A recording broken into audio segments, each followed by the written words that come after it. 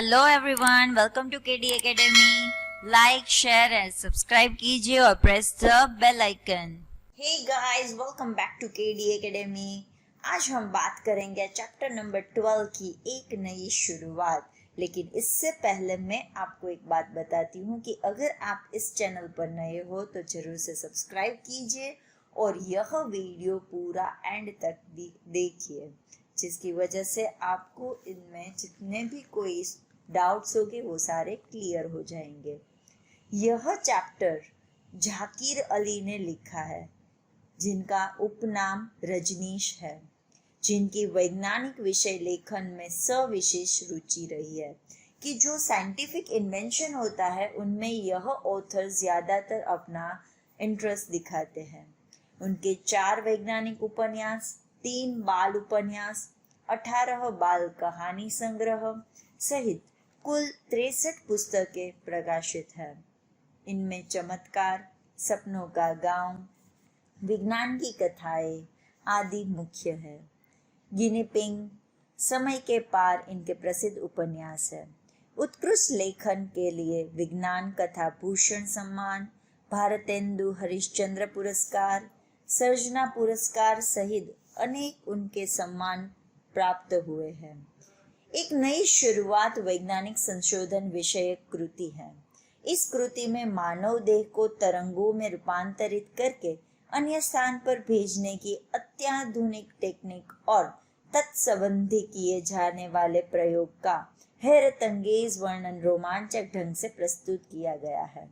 यहाँ 2 वैज्ञानिकों की अद्भुत सिद्धि का वर्णन प्रस्तुत है। सबसे पहले यह चैप्टर हम 2 हिस्सों में डिवाइड करेंगे। पहले हिस्से में आधा चैप्टर लेंगे और दूसरे हिस्से में बाकी रहा हुआ। चलो सबसे पहले पार्ट 1 शुरू करते हैं। प्रोफेसर रामिस और उनके सहायक माधवन के जीवन के वे अद्भुत क्षण थे। उनके जीवन में आज वह होने वाला था जो अद्भुत ही नहीं असंभव भी था। मानवता के इतिहास में आज पहली बार मानव प्रक्षेपण यंत्र का परीक्षण संपन्न होने जा रहा था। यानी कि प्रोफेसर रामिस और उनके साथ एक सहायक व्यक्ति था जिनका नाम था माधवन। वो दोनों एक अद्भुत क्षण का इंतजार कर रहे थे कि पूरी लाइफ में ऐसा कभी भी हुआ ना हो, असंभव चीज होती है उसको संभव करने वाले थे।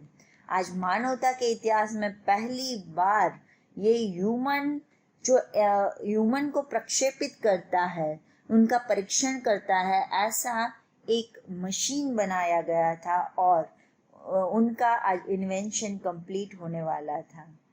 2 अति शक्तिशाली कंप्यूटर और द्रव्य विश्लेषण यंत्रों द्वारा निर्मित वह मानव प्रक्षेपण यंत्र 2 खंडों में विभक्त था। यंत्र का एक भाग प्रोफेसर की प्रयोगशाला में था, दूसरा भाग वहां से 500 मीटर दूर स्थित माधवन के घर में स्थापित किया गया था। प्रोफेसर रामिस ने कंप्यूटर पर अंतिम कमांड देने के बाद गर्व से स्क्रीन की ओर देखा। उनका चेहरा एक विशेष प्रकार की आभा से दमक रहा था।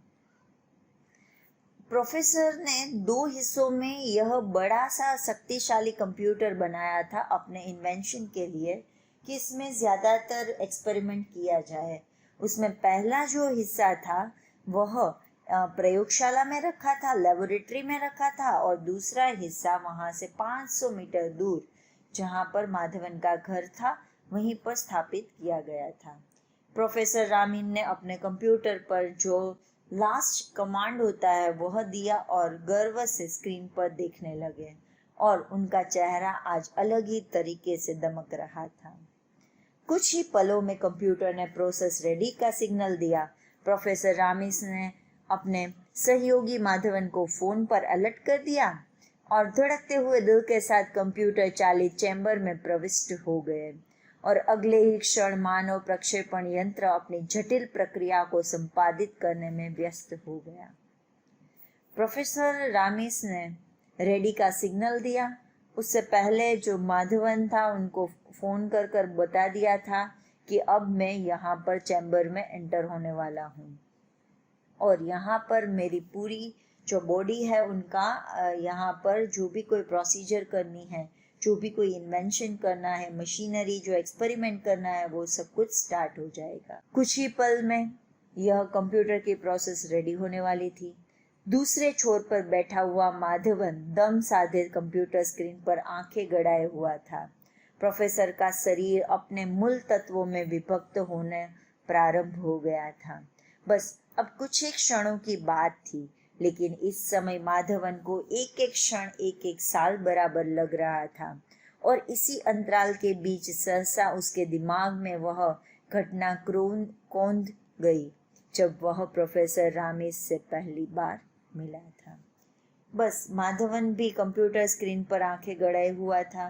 प्रोफेसर का शरीर अभी जो 5 मूल तत्व होते हैं उनमें विभिन्न होना शुरू हो गया था। कुछ ही क्षणों की बात थी, लेकिन माधवन का एक एक क्षण एक एक साल के बराबर लग रहा था। और बीच बीच में उनका जो दिमाग था वो कहीं और जा रहा था। वह अपने आप में सोच रहा था कि मैं सबसे पहली बार प्रोफेसर रामीस को मिला था तब कैसा था। वह ऐसा ही एक गर्मी का दिन था जब वह प्रोफेसर रामीस के जिगरी दोस्त आनंद मेहता का सिफारिशी पत्र लेकर पहली बार उनकी लैब में पहुंचा। उस समय वे अपने कंप्यूटर पर झुके हुए थे। माधवन का परिचय जानने के बाद प्रोफेसर रामीस ने सहर्ष उसे अपने साथ काम करने की अनुमति प्रदान कर दी। माधवन ने एक नज़र प्रोफेसर के कंप्यूटर पर डाली, पर जब उसे कुछ अभी जो चल रहा था ऐसा ही गर्म दिन था। प्रोफेसर रामीस अपने जिगरी दोस्त आनंद मेहता की सिफारिश लेकर एक लड़का सबसे पहली बार लेबोरेटरी के अंदर एंटर होता है। उस समय वे कंप्यूटर पर झुका हुआ था, कंप्यूटर पर वह देख रहा था। माधवन का परिचय जानने के बाद प्रोफेसर रामीस ने सहसा उसे अपने साथ काम करने की अनुमति प्रदान कर ली कि वह ऐसे अच्छे से काम करता था, इसीलिए परिचय उसके साथ बनाया और फिर बोला कि चलो ठीक है, अब आप मेरे साथ काम कर सकते हो।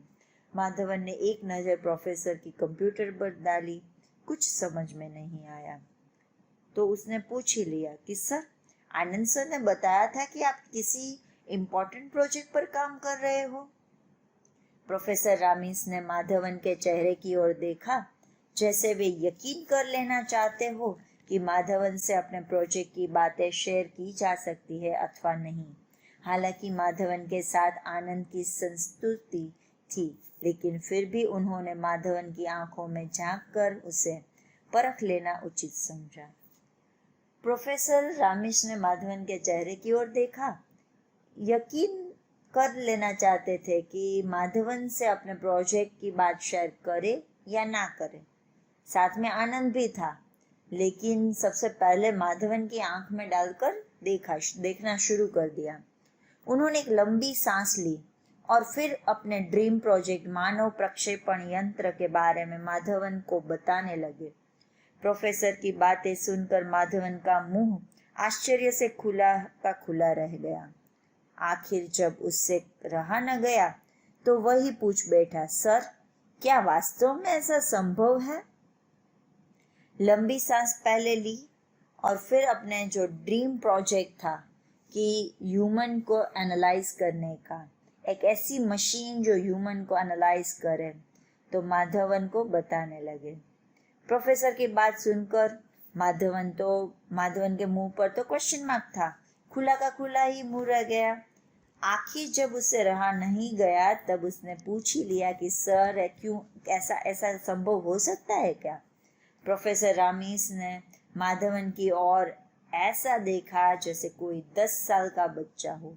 वे बोले, क्यों नहीं भेजा जा सकता?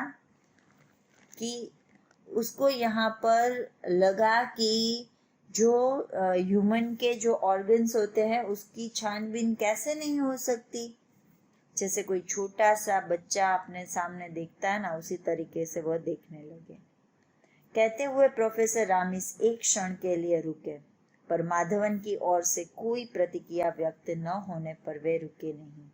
उन्होंने अपनी बात आगे बढ़ाई, अरे भाई, ये तो तुमने 5वीं क्लास में ही पढ़ा होगा कि वस्तु एक विशेष प्रकार के अणु से मिलकर बनती है। अणु परमाणु से मिलकर बनते हैं और किसी भी परमाणु को आकर मिलता है उसके अपने भीतर मौजूद इलेक्ट्रॉन, प्रोटॉन, न्यूट्रॉन के कारण। फिर तो प्रोफेसर रामिस ने एक क्षण के लिए तो वहीं पर रुक गए। फिर माधवन ने कुछ भी आगे ना बोला, इसीलिए वह रुके नहीं और आगे ही बातें बढ़ाते गए। बोला कि अरे आपने तो 5वीं क्लास में यह पढ़ा होगा कि एक एटम होता है, फिर मॉलिक्यूल बनते हैं। एटम के बीच में जो इलेक्ट्रॉन, प्रोटॉन, न्यूट्रॉन होता है उसी के कारण यह एक केमिकल चीज बनती है। हाँ, ये तो बहुत सामान्य सी बातें हैं। माधवन ने उनकी बात का समर्थन किया कि हाँ, ये तो बहुत ही सिंपल लॉजिक है। यदि हमें किसी वस्तु की संरचना को समझना हो तो हम क्या करेंगे? हम उस वस्तु के अणुओं, परमाणुओं का अध्ययन करेंगे। प्रोफेसर ने बातों का सिलसिला आगे बढ़ाया। यह ठीक वैसा ही है जैसे किसी मशीन के अंदर के कलपुर्जों की बनावट और उनके कार्य करने की विधि। फिर तो आगे बातें होती रही। अणु परमाणु का अध्ययन करने की बातें हुई। फिर प्रोफेसर ने आगे बढ़ाया कि हाँ, यह मशीन इसी तरह काम करेगा कि जैसे कैसे छोटे छोटे पार्ट को हम स्टडी करते हैं, उसी तरह यह मनुष्य के अंदर जो अंग होते हैं, जो बनावट होती है, उनकी ही यहाँ पर इन्वेंशन होगी। माधवन मूर्तिवत प्रोफेसर रामिस की बात सुन रहा था। प्रोफेसर का वक्तव्य जारी था। यह तो रही बनावट की बात, अब आती है किसी वस्तु को तरंगों के माध्यम से कहीं भेजने की बात। तुम्हें तो मालूम ही होगा कि ऊर्जा कभी नष्ट नहीं होती। हाँ, उसका स्वरूप परिवर्तित किया जा सकता है, जैसे विद्युत ऊर्जा को यांत्रिक ऊर्जा में, आणविक ऊर्जा को विद्युत ऊर्जा में। अब हम आणविक ऊर्जा को उदाहरण के रूप में लेते हैं। यह ऊर्जा यूरेनियम, थोरियम आदि तत्वों को जोड़कर प्राप्त हो जाती है। इस काम के लिए परमाणु रिएक्टर काम में लाए जाते हैं। इससे हम यह आसानी से समझ सकते हैं कि किसी भी वस्तु को मूल तत्वों में तोड़ा जा सकता है, और अगर किसी वस्तु को उसके मूल तत्वों में विभक्त किया जा सकता है तो उन मूल तत्वों को आपस में जोड़कर उस तत्व को दोबारा भी मूल स्वरूप में प्राप्त किया जा सकता है। हाँ, यह तो है। माधवन ने उसकी बात का समर्थन किया। तो यहाँ पर माधवन मूर्तिवत होकर प्रोफेसर के सामने ऐसे ही देख रहे हैं और बातें सुन रहे हैं। फिर प्रोफेसर ने आगे बात बताई कि हाँ, यह सब चीज़ें बनेगी कि वेव्स के थ्रू, जो तरंगे होती है ना, उसी के माध्यम से यह आगे बढ़ेगी। जैसे हमें पता है कि एनर्जी कभी भी उत्पन्न भी नहीं हो सकती और नाश भी नहीं कर सकते। वह सिर्फ एक रूप से दूसरे रूप में कन्वर्ट होती है। जैसे कि यांत्रिक ऊर्जा है, वह कन्वर्ट होती है। विद्युत ऊर्जा को यांत्रिक ऊर्जा में लाया जाता है, आणविक ऊर्जा को विद्युत ऊर्जा में लाया जाता है। इसी तरह तो जैसे यह एनर्जी होती है, इसमें यूरेनियम, थोरियम जैसे रेडियो एक्टिव एलिमेंट्स होते हैं, उसको हम तोड़कर प्राप्त करते हैं ना, उसी तरह हम किसी भी चीज़ को अपने मूल तत्व से तोड़कर दूसरे रूप में लाकर उसका हम लोग इन्वेंशन कर सकते हो। इसमें समझ सकते हैं कि यह मूल कहाँ। और हम आगे की चर्चा पार्ट 2 में करेंगे। मिलते हैं पार्ट 2 के लिए। Bye, keep watching and sharing.